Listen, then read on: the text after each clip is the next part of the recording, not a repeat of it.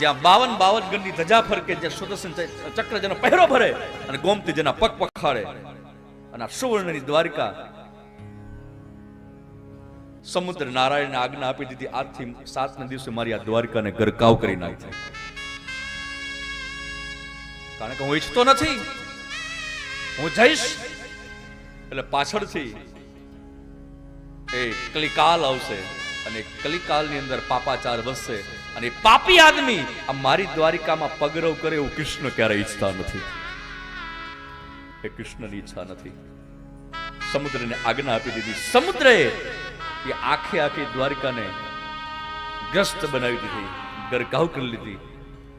પણ છતાંય કોઈ પણ જાતનો મોહ નહીં, સંપત્તિ જતી રહી પણ કોઈ પણ જાતની ઉદાસીનતા નહીં, કોઈ પણ જાતનો શોક નહીં, કોઈ દુઃખ નહીં, કોઈ દર્દ નહીં. અને આપણી થોડી ઘણી સંપત્તિ જતી રહીએ તો તમે ઉદાસ બની જતા હોય છે, તકલીફ વધી જતી હોય છે, સમસ્યા વધી જતી હોય છે, મુખની રેખા બદલી જતી હોય છે.